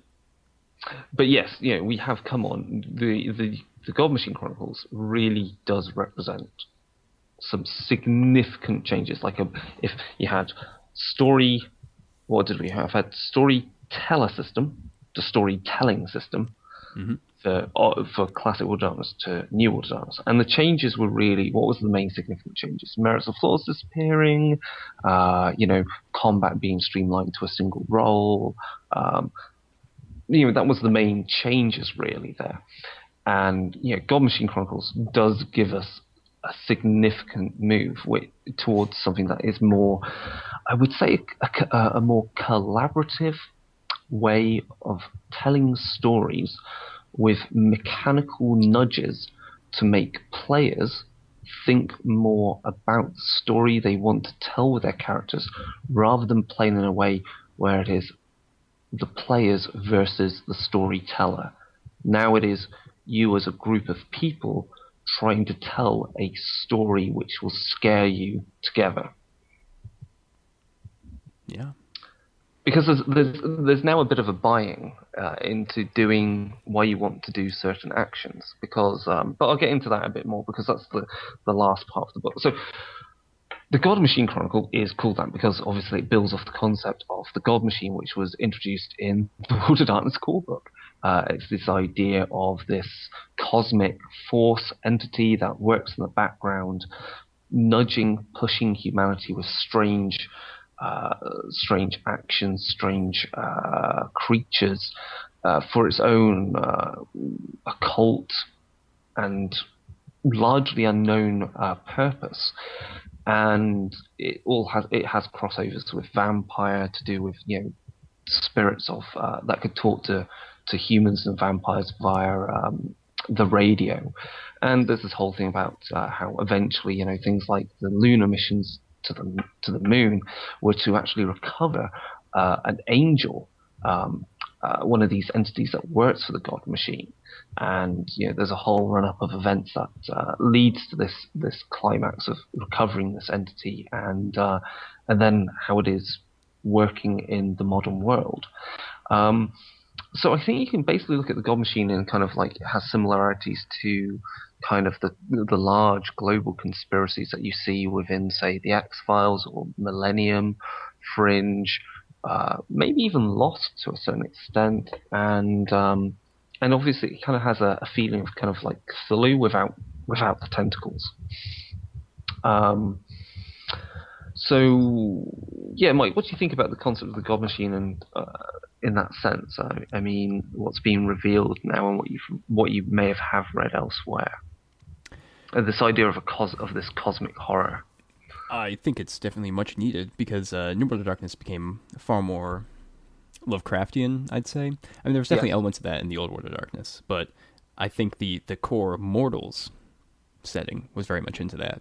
And I'm most excited to actually see how this is going to play in with Demon the Triple Question Mark, and what we're going to see with that.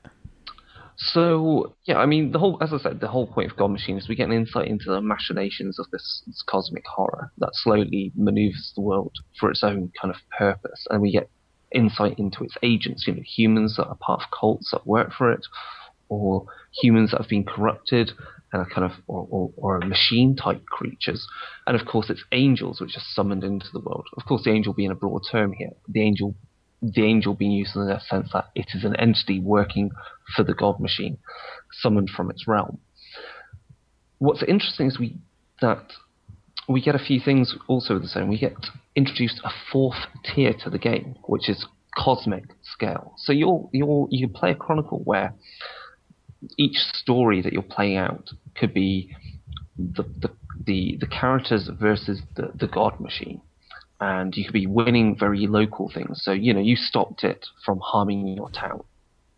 But the God Machine will mostly try and do the same plan to some other town. But your characters don't worry about that, because they're all about the local problems. And then, of course, you've got more city or national scale kind of issues. So you could be like a group of people investigating these incidences across Europe, and thwarting the actions of the God Machine. And then, of course, you've got cosmic scale. So you could actually thwart the God Machine and cause changes to the world and to reality. So you could literally change time or change the nature of reality. And that's really interesting because I think that gives some insight into possibly what we could see from a Mage the Awakening chronicle. Mm-hmm.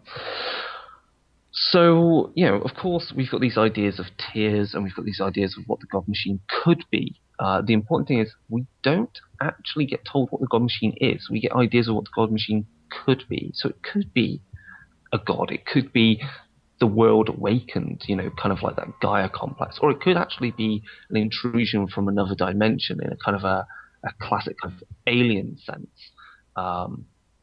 So there's numerous ideas you can go with, and you can make it fit what you want. But the main themes and moves is this cosmic force, which is using humanity in the world to its own ends. And the fact is that you are people that can see these cogs turning, be they literal cogs or metaphorical.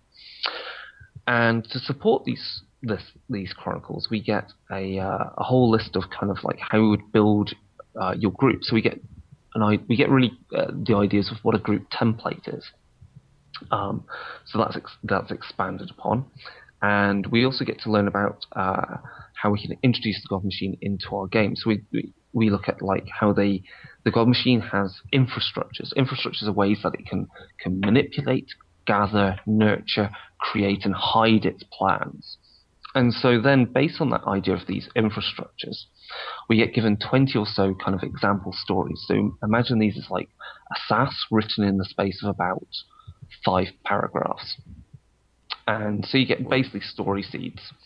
And these story seeds have examples of what type of characters would be involved in them, and why they would get involved in them, how the story should generally kind of maybe play out, and also what the results would be, good or bad, and how it could lead into further stories. So if the players kind of fail, what would be the next step of the God Machine's plan? Perfect. Or if they succeed, what the God Machine would do instead, or how would it fight back? And that's really cool. Yeah, Chris. So it's kind of like with an SAS, you have 5 or 3 or 4 paragraphs for a scene. Instead, you have 3 or 4 paragraphs for a story. And does it actually tell you how to connect these stories from one to the other to make the entire chronicle? It has examples of tracks, and these basically list a series of these, a number of the 20 or so stories, and it links them together. It shows you how to link them together and what the ideal player group should be to interact with that story. So it may go, well, they should all be involved in law enforcement, or they should all be like people that live on the same block in the same town. It even suggests that some of them, it may be better to play where at each story the players are playing different characters. So each story is a new group of characters, but you're playing through stories that the players know are linked together to create a grander chronicle. And that's really cool.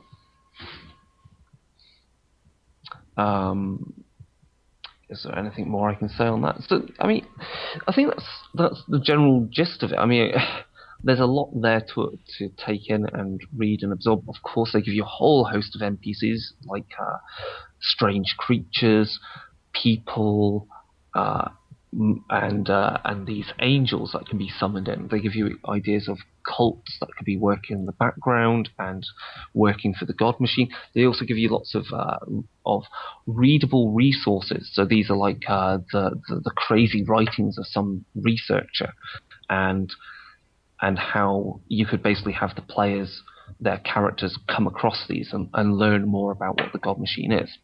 I think the nice thing about the God Machine as well is how it really, the thing that it ties into, and this is, I think, a very kind of post-millennium thing, is that, and we get this in the God Machine anthology. Mike, have you read the short story where there's a guy talking to a researcher at a university, and he's a cleaner at the university, and he's looking at the blackboard. It has like the plots of subatomic particles and where they're moving, but it's actually almost a mandala, which gives you insight into what the God Machine is.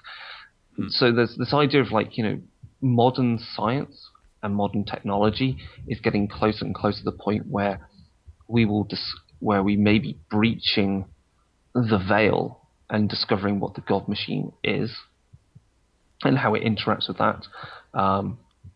So I really like that, obviously, due to my field of my own work. So that's something I may well use for my own chronicles.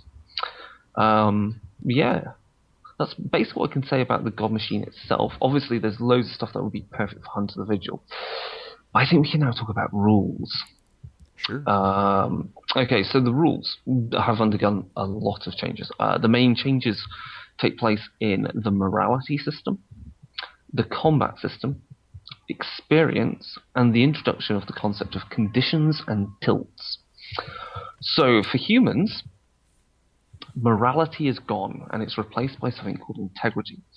The old version of morality was based on the Victorian concept that madness was linked to moral degradation. So, if you do crime and you vandalize things, you steal things, you harm people, and you murder people, you will become more insane, and you will gain derangements. That's gone because that's just not really what it is. What we now have is a system called integrity, which, as David Hill kind of described, is representative of kind of post-traumatic stress, and so how humans respond to things that stress us out. And of course, these things will stress us out depending upon what our morality is. So obviously, a cynical, seasoned, hard-nosed cop is going to be less shocked by certain things than, say, a college grad. And so in that respect, it kind of is, it brings it closer, I would say, to maybe a bit more kind of like how insanity works in Cthulhu type games. So obviously it opens up the idea that, you know, breaking points will be your character thinks that theft is bad. So obviously if you commit Grand Theft Auto, you will have a breaking point that will cause you a degradation of your integrity. But say all characters, no matter what their morality is, will have a breaking point. So, pardon me, breaking points represent things that cause stress on your integrity. So everyone's breaking points is murdering people or massacres or even witnessing horrors of some form and the supernatural. And of course, it doesn't necessarily mean that you will also get a derangement if you drop in integrity, because it's just not representative all the time. So yeah, Mike, what do you think about that? I mean, you've read a bit about this also with relation to what they're planning to do for the equivalent for humanity for in Blood and Smoke. Yeah, actually, while you were talking regarding the old Victorian morality, I was thinking like, yeah, they should probably link it to stress, and then you say, yes, they kind of linked it to post-traumatic stress disorder. I was like, all right, perfect. Yeah, it seems like it's a lot more reasonable for the growth or inhibition of derangements. Yeah, so I definitely think it's a good change. I do like breaking points quite a bit because they provide a lot more role-playing opportunities rather than just a like, boo, I scared you, make a morality roll, that kind of thing. Yeah. I mean, I already did that to an extent with the way the morality and humanity systems were set up. So obviously, if you witness something that was ridiculously, crazy and horrific, you would have a degeneration because it just breaks your mind. I think this is better because obviously it represents how different people respond in different ways, and players are then have to write up just a quick kind of 5 breaking points based upon like what's the worst thing they've ever done in their life, what's the worst thing they've ever witnessed, what's the worst thing they can imagine ever doing, and it means then that you have you can then people have the player characters have their own response, and their responses can be slightly different to a particular situation. Okay, so the next thing to bring us on to is combat. I will talk about combat's quite cool.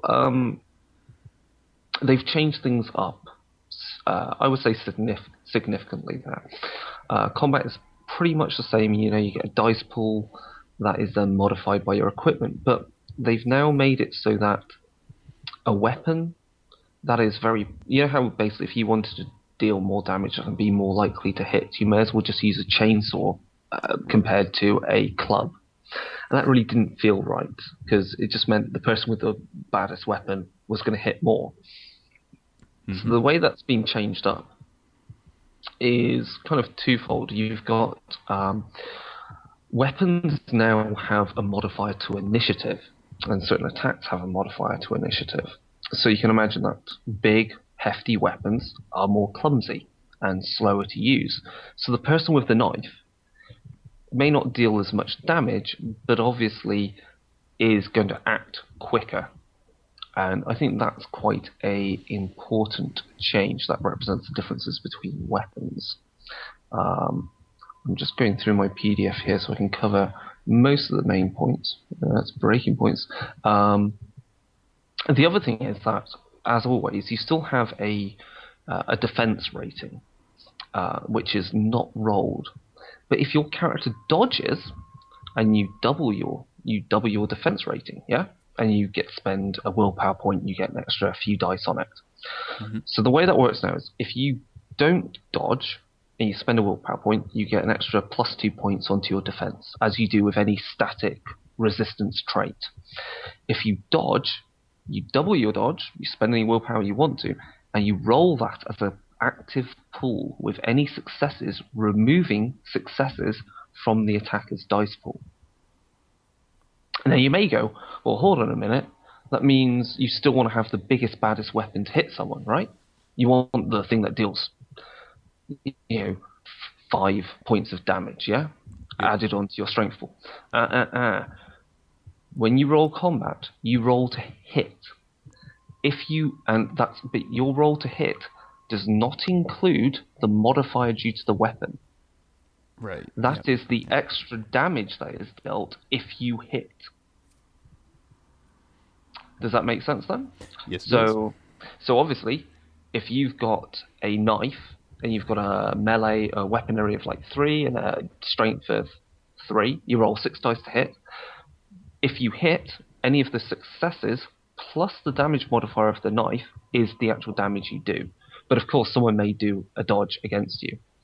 So that's how that's working, and that's quite a significant change to combat. It makes it a bit more. It makes it a bit more active, and it means people are maybe a bit more involved in thinking about what they would want to do and respond to a particular threat. What do you think, Mike? I'm just going to look at some other things while you comment on that.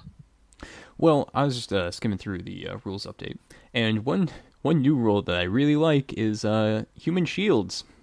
Yeah. We finally have a rule for that. They're actually not all that great, but it's definitely an option if you ever want one. There's a couple of things in here which I was not expecting to see. There's that auto fire rules. I don't think were in the World of Darkness Blue Book at all. Not that I think I've ever had World of Darkness characters with automatic weapons. I've never had characters with automatic weapons. I think it was in there, but the amount of times it came up was never. Right on. The other things that are kind of interesting with it is, let's think. Obviously, I think the way they've changed the way that damage is done, I think is more important now and more interesting with regard to staking. You remember how difficult it was to stake a vampire? Extremely, because you had all those penalties. So you had a -3 to hit, because it was a cold shot to the chest, and you had to deal at least 5 points of damage. You're like, how the fuck am I going to do that? So now, of course, with a crossbow has a base strength of 3. So you get the minus to hitting a particular point, but then you get the 3 damage on top. So then suddenly it makes your dice pool, even if it's being modified by -3 for the hit and other situational modifiers, you technically only need to get 2 successes, which is more reasonable.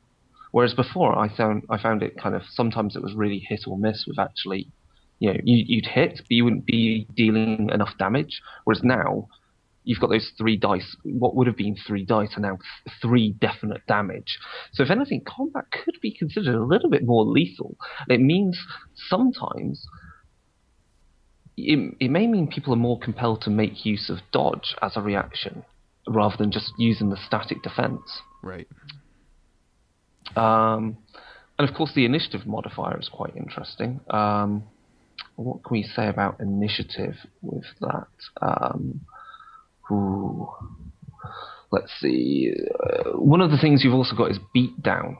So obviously, this goes into the morality, integrity of a fight, and so the idea that different people want different things out of a fight, and it gives you the chance to that someone can surrender in a fight depending upon what everyone wants, so long as the intent of the fight on both sides isn't kill the other person. So that's kind of useful. What else can we say about initiative modifiers? That's the general gist of combat, and Yeah, I like it a lot. It makes it a bit more interesting. It has a few more options in there. Obviously, related to that is how combat merits and merits in general have been changed up. So all the merits are replaced, and we've got new combat merits that do not give us extra actions. So everyone still just gets one action. So, none of that kind of craziness anymore. And anything else? Important thing. All weapons deal lethal damage. So no matter what, it does lethal damage. Because whether you think it sounds like blunt force with a baseball bat, that still fucking hurts, and could deal proper like breaking of bones and so forth. Yeah. Okay. So I'm going to talk now about, unless you want to say anything else about combat, Mike? Not particularly. Okay, so then I think one of the major things they've added in, and I think this makes it kind of similar to certain other kind of more story games out there, is conditions. And so this really comes into what I was talking about with combat and with integrity. So in combat, if you get hit in, say, the face, and you get damaged there, you could take a combat-specific condition. Those are normally called tilts, such as you're blinded or disorientated.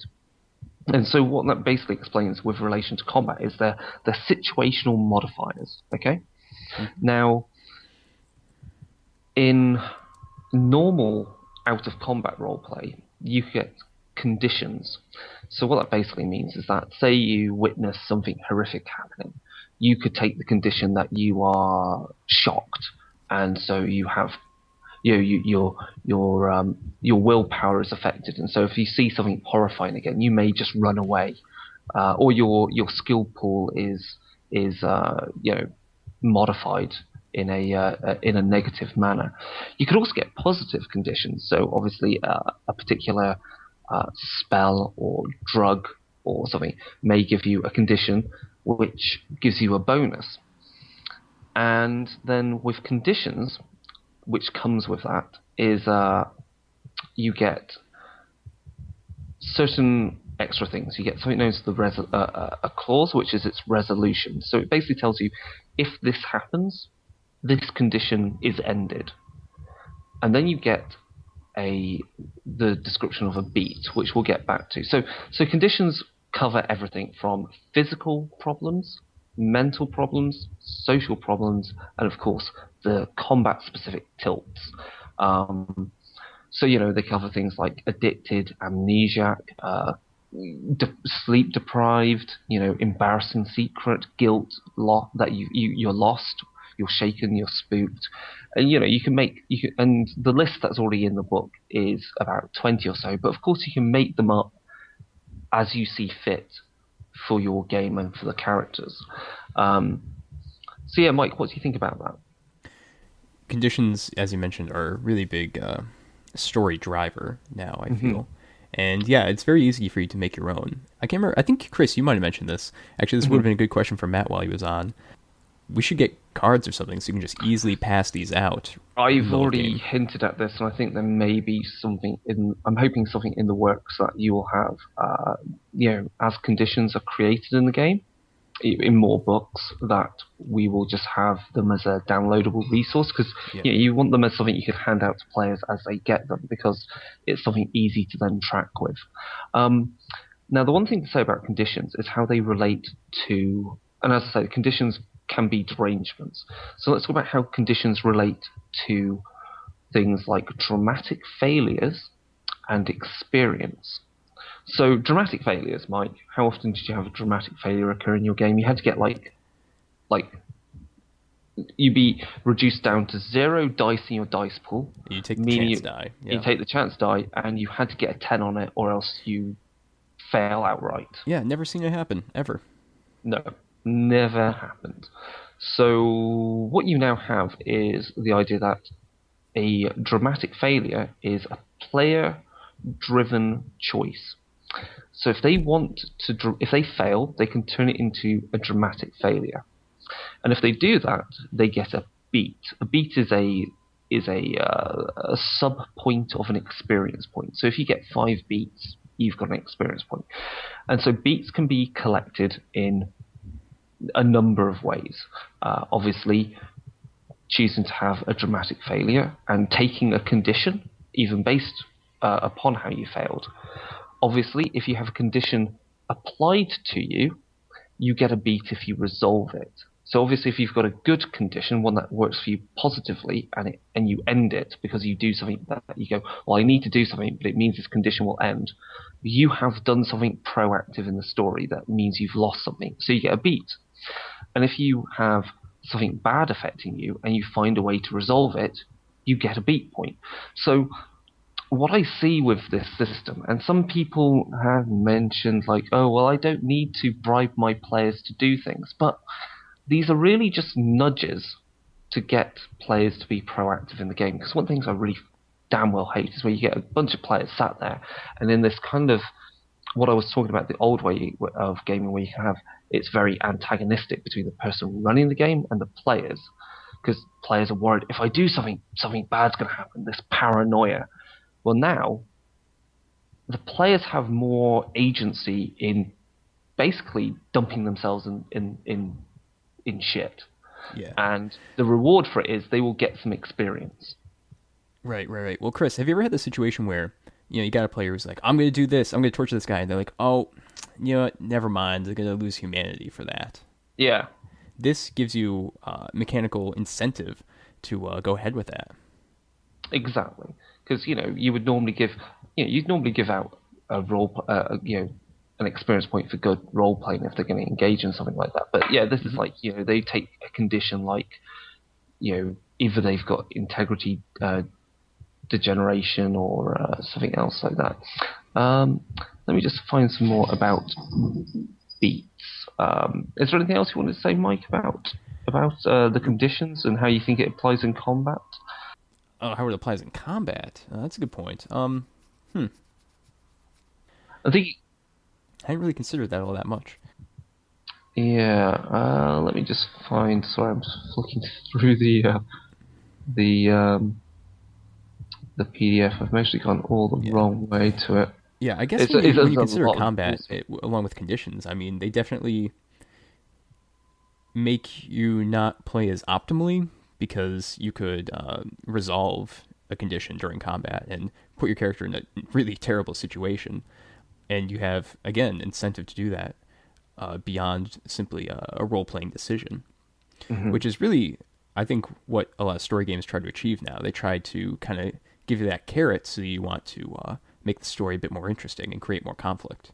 Yeah, like I say, it's more player agency to kind of scare yourself. Just as I'm flicking through, the one thing you will also note in the merit section, there is a whole host of supernatural merits that basically cover a vast proportion of the supernatural merits that were in Second Sight. Ah, perfect. Yeah, so it reinforces that this book is for playing, mortal characters doing stuff. Okay, so here's beats can be gained for fulfilling an aspiration. So characters have virtues, vices, and aspirations now. For conditions and resolving them or taking them, you get a beat. For opting to have dramatic failures and taking a condition. Also, if you get if you're down to into your last health boxes, so you take a beat there. So in other words, again, these are all nudges to make you take risks, and risk is good. Risk creates drama, and of course, if you do any good story, good role playing, the storyteller can just chuck them out to you, give you a beat for it. So it's kind of nice in that sense. And the way that relates to experiences, we've also got rid of the exponential scale of experience points. So, each point is just a straight number. So it's just, you want another point in an attribute, it's 4 experience points. No times whatever the current value madness. So that also means there's a few changes in character creation. But that's really cool as well. And I like that. It just simplifies things. There's no trying to do some maths on the fly. Yeah, Chris, with regard to experience and beats, would you think it's a good idea to maybe make a pool of beats? So whenever a character receives a beat, it kind of goes to the group's pool. And once you get, let's say, you get 20 beats in a session, then there's 4 experience points to just give out to everyone. Yeah, that kind of possibly. I think that might be a way of just sorting out the rounding issues with experience points, because you could be left with like, I've got 3 experience points and 3 beats. So those 3 beats I can't really do until I get some more. The other related thing. So I think that really covers all the main change. I think the main significant changes of the rule system.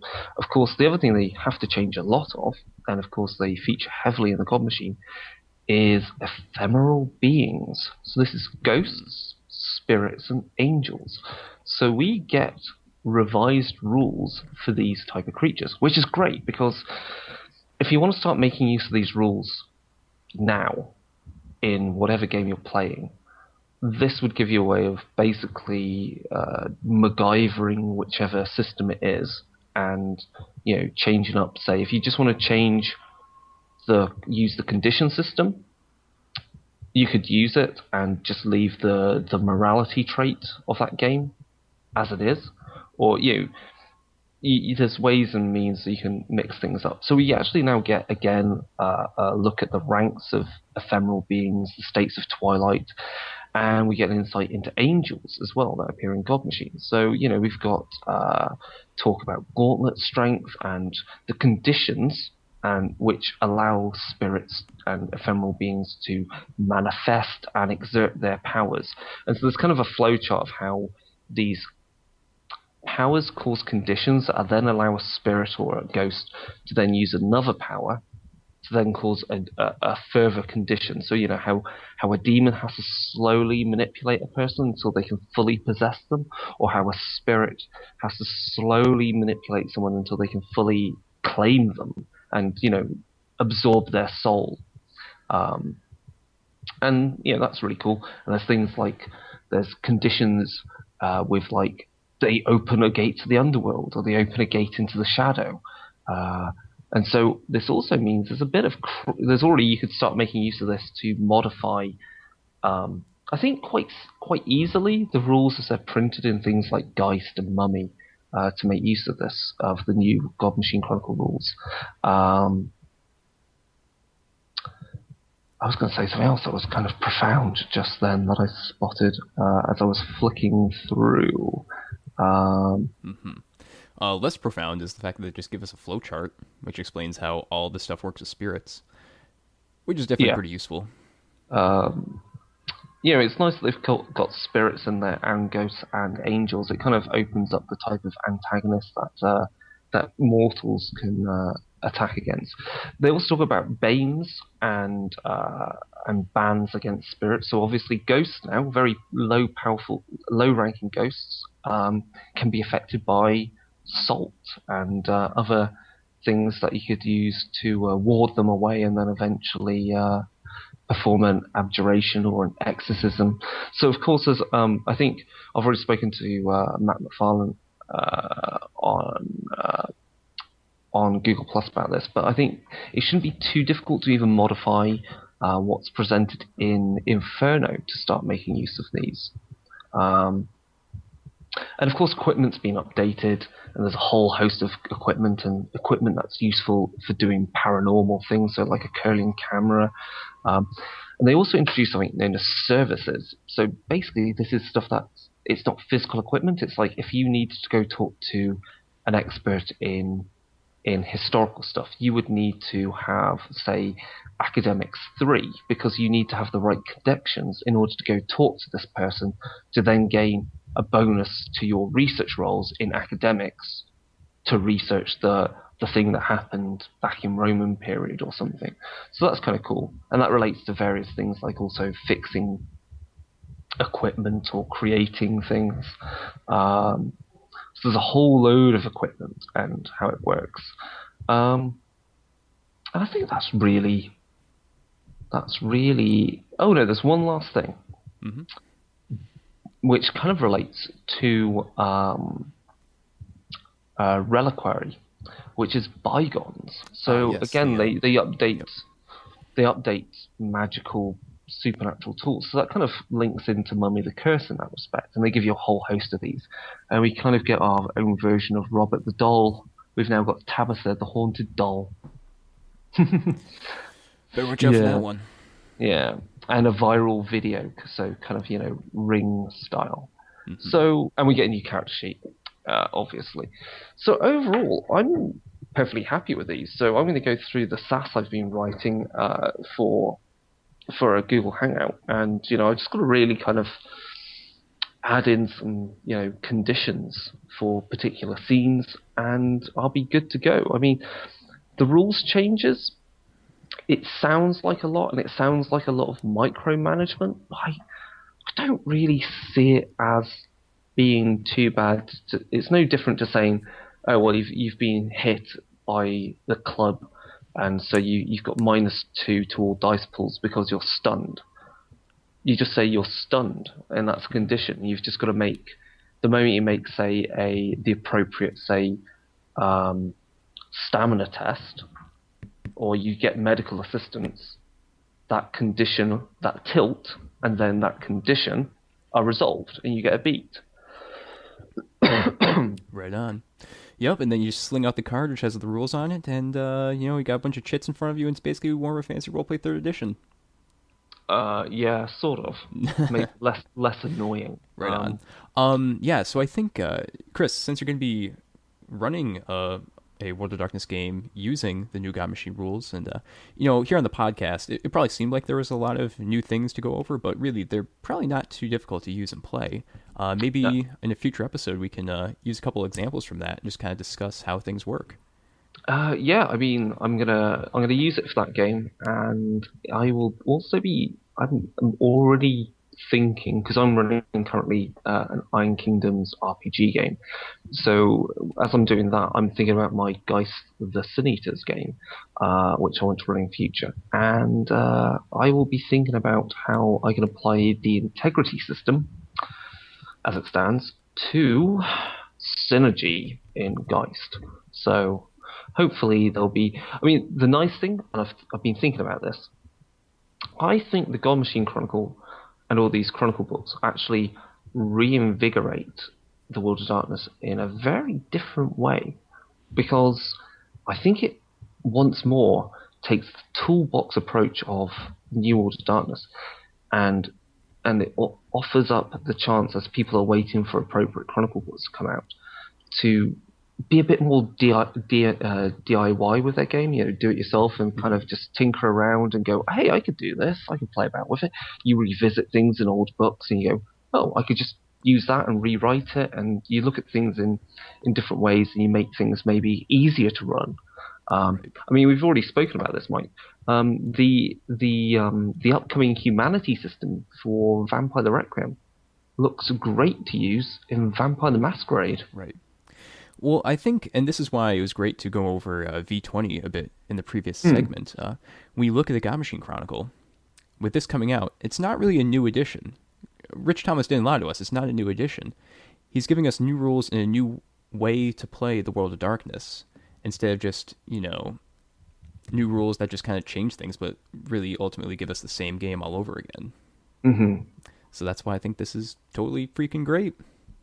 Yeah, it's really not. I think the best way to say it's not a new edition. It is, as you say, it's a new way of playing games of horror, and I would say it makes it more akin in some ways. You can see inspiration, or at least you can see similar game design thought processes to, say, Fate and, say, Gumshoe. For Trail of Cthulhu.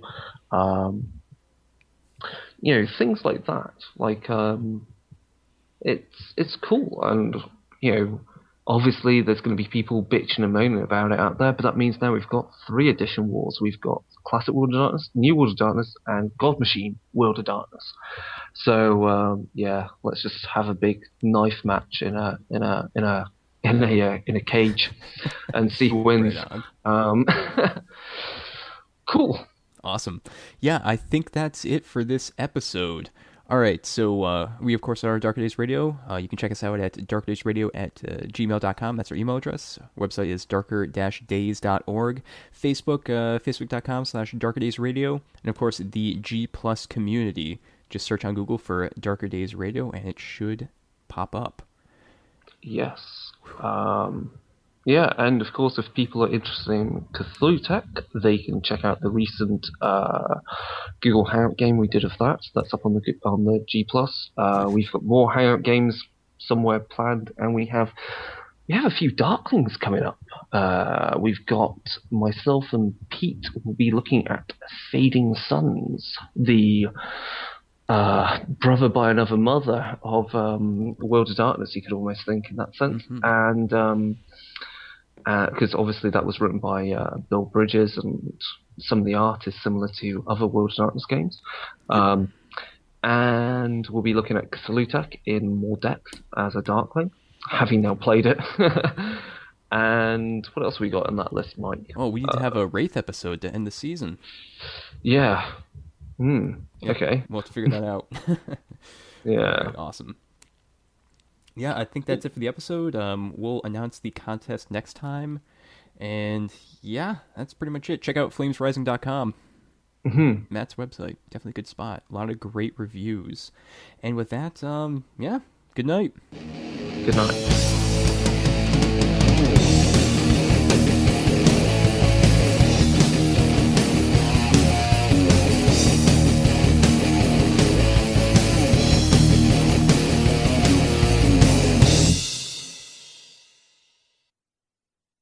All right, we are recording again. Awesome. And yeah, let's just do it. Let's get live in 3, 2, 1. Hello and welcome to Darker Days Radio. Oh, why don't we even start the episodes like that anymore? Yeah, we're trying to be more edgy and cool. All right, let's try that again. Edgy and cool. All right. Don't worry, Mike. I've recorded that section as well, so that's Awesome. brilliant. All right, yeah, 3, 2, 1. So, this is where I have to shuffle through my notes. I've